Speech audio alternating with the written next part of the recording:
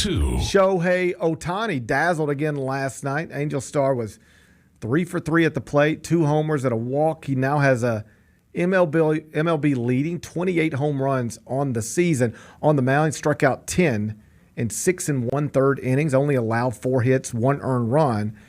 Just an electrifying performance all the way around. I actually stayed up and watched this last night. Let's check out the homers right now. He came up in the first. This is what happened. It could be 1-0 right here.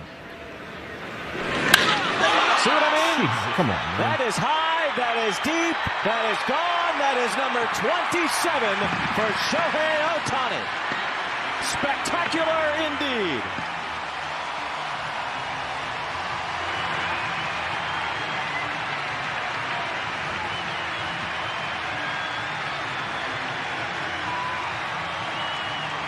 So then comes up again, and this I actually stayed up and watched this last night. I watched it too. Like, had no money on it, nothing. I just was like, it's the Ohtani show. Yeah, when I saw he was pitching, I was like, I'm just going to sit here and watch this. And so I watched the game last night. It's a fun game. So then he comes up again in the 7th after he had been removed from the mound because he had a fingernail issue, but it apparently didn't prevent him from swinging a bat because he came up in the 7th, and this is what happened.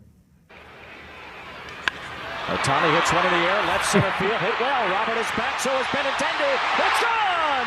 Shohei Ohtani with his 2nd of the night. And the Angels add to the lead. It's 3-1. So last night, Shohei Ohtani became just the 6th player with 10 strikeouts as a pitcher and 2 homers as a hitter since the mound was moved to its current location back in 1893. He's also the first player since 1900 with 10 strikeouts and at least 3 hits in multiple games in a single season. And he's also just the 3rd player to have at least 5 3-hit performances while pitching in the same season in the history of the sport. Right now, he is the runaway leader, American League MVP. I mean, he could win MVP and Cy Young Award. oh, yeah. He's leading the majors in OPS, home runs, and RBI.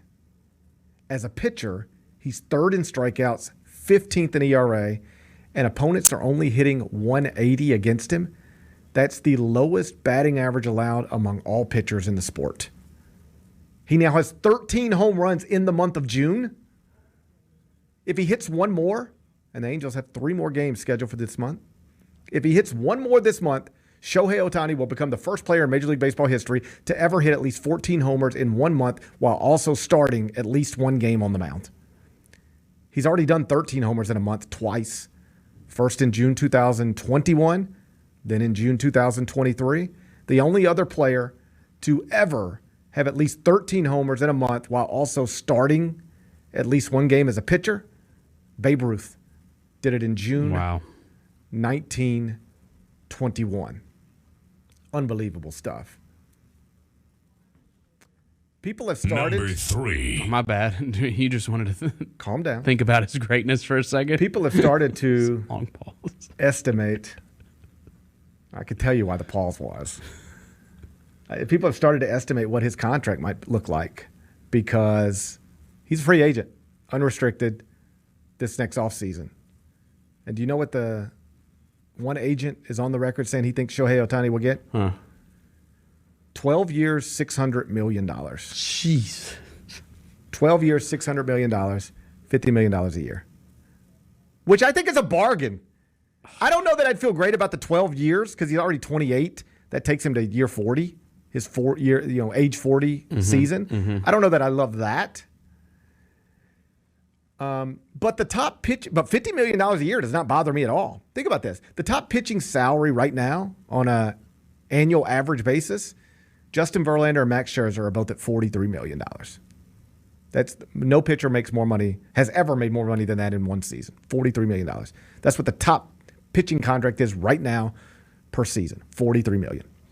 The top position player salary right now, Aaron Judge, the Yankees, $40 million. So if you tried to sign the best pitcher and the best hitter based on those numbers, it would cost you about $83 million a year. So what's one of the best pitchers and one of the best hitters all in one player worth? $50 million seems like a bargain. Yeah, it does, actually. If you wanted Aaron Judge and Justin Verlander, it would cost you $83 million. But you could have Shohei Ohtani for 50, and he's basically both of them. Mm-hmm. Like, he might not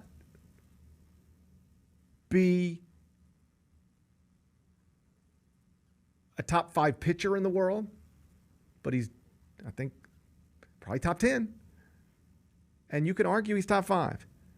He's obviously one of the best bats in the world.